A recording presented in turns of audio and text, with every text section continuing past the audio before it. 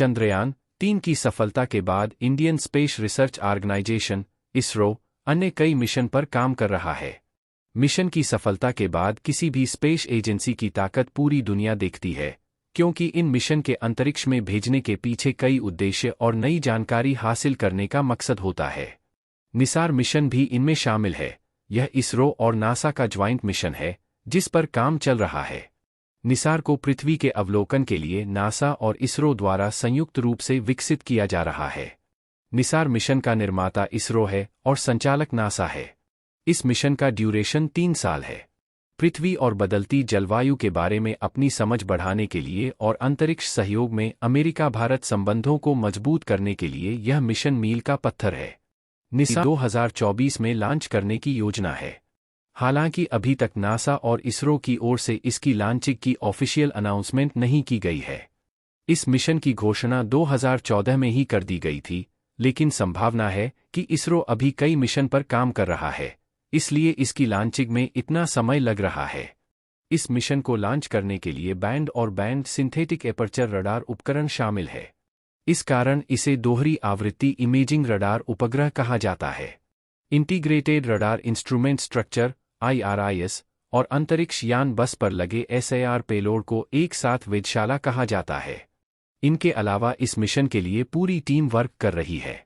इसकी उड़ान प्रणाली में 2 फ्री के बैंड ट्रांसमिट सिस्टम हैं, यानी कि एक नासा में विकसित और एक इसरो में विकसित, जो साइंस और इंजीनियरिंग डेटा को डाउनलिंक करने की अनुमति देता है। निसार मिशन लॉन्चिंग के बाद कम से कम 3 साल तक काम करेगा। निसार मिशन निम्न पृथ्वी कक्षा या लोअर अर्थ ऑर्बिट वेधशाला है। दोस्तों, भारत ने चंद्रयान-3 को चांद की सतह पर सफलतापूर्वक उतारकर इतिहास रच दिया था।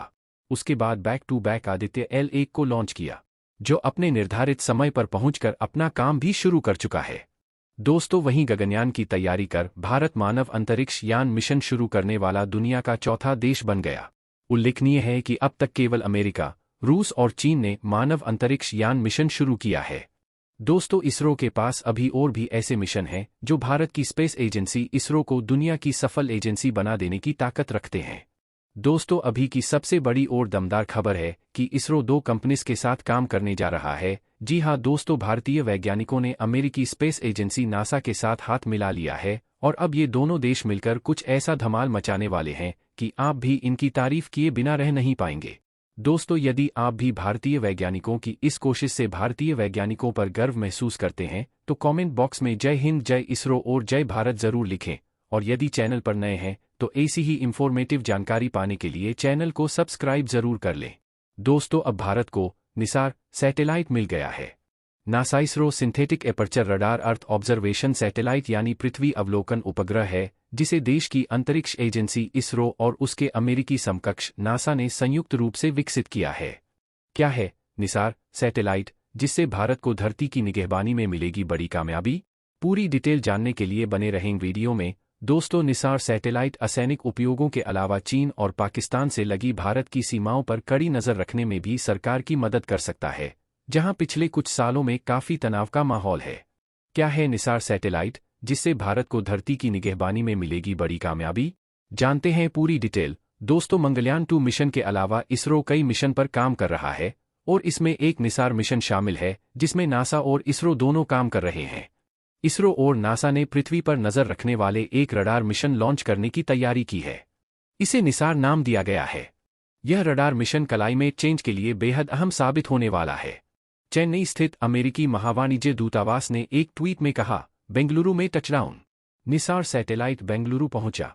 इसरो ने कैलिफोर्निया में नासा से पृथ्वी का अवलोकन करने वाला सैटेलाइट प्राप्त किया, जिसे अमेरिकी वायुसेना के C-17 विमान से लाया गया। यह दोनों देशों के बीच अंतरिक्ष सहयोग का सच्चा प्रतीक है।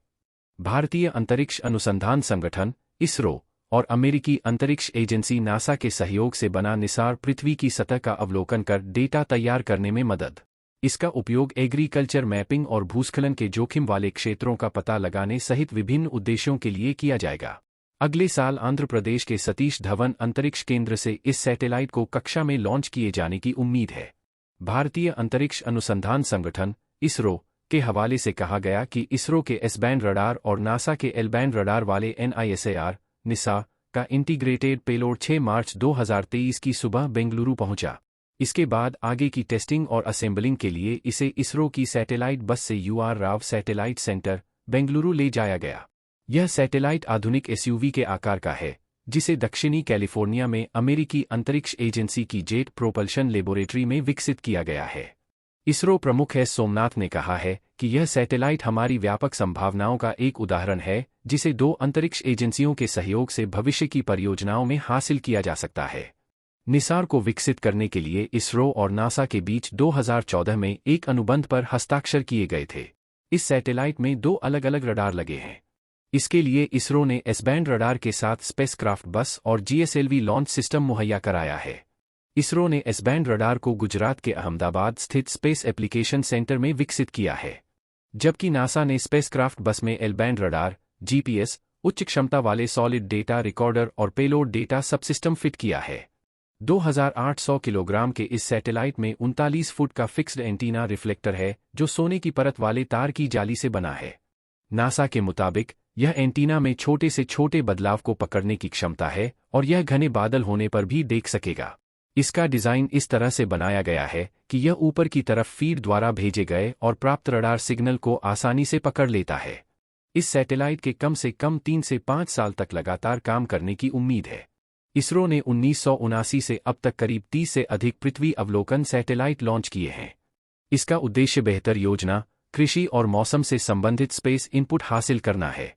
हालांकि निसार सैटेलाइट में सिंथेटिक अपर्चर राडार लगा है, जो भारत के किसी भी अन्य उपग्रहों से मिलने वाली छवियों की तुलना में अत्यधिक हाई रिजोल्यूशन की इमेज भेजेगा।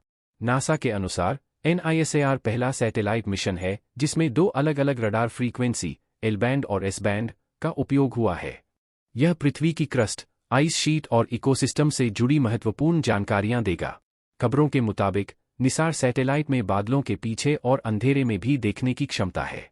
यह सबसे महंगे अर्थ इमेजिंग उपग्रहों में से एक होने जा रहा है। इसरो ने इस परियोजना पर 788 करोड़ रुपए खर्च किए हैं, जबकि नासा ने करीब 808 मिलियन अमेरिकी डॉलर का योगदान दिया है। नासा ने कहा है कि इस इंस्ट्रूमेंट की इमेजिंग पट्टी यानी ऑर्बिट ट्रैक की लंबाई के साथ एकत्र किए गए डेटा की पट्टी की चौड़ाई 150 मील 240 किलोमीटर से अधिक है, जो इसे 12 दिनों में पूरी पृथ्वी की तस्वीर लेने की क्षमता रखता है। इस सैटेलाइट से मिलने वाली हाई रिजोल्यूशन की तस्वीरें हिमालय में ग्लेशियरों की निगरानी में भारत और अमेरिका की सरकारों की मदद करेंगी।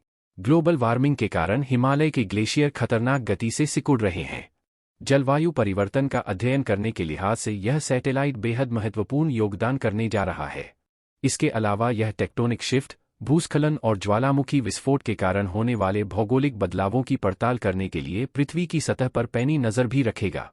यह सैटेलाइट समुद्र तट में होने वाले बदलावों की भी निगरानी करेगा। यह सैटेलाइट असैनिक उपयोगों के अलावा चीन और पाकिस्तान से लगी भारत की सीमाओं पर कड़ी नज़र रखने में भी सरकार की मदद कर सकता है, जहां पिछले कुछ सालों में काफ़ी तनाव का माहौल है।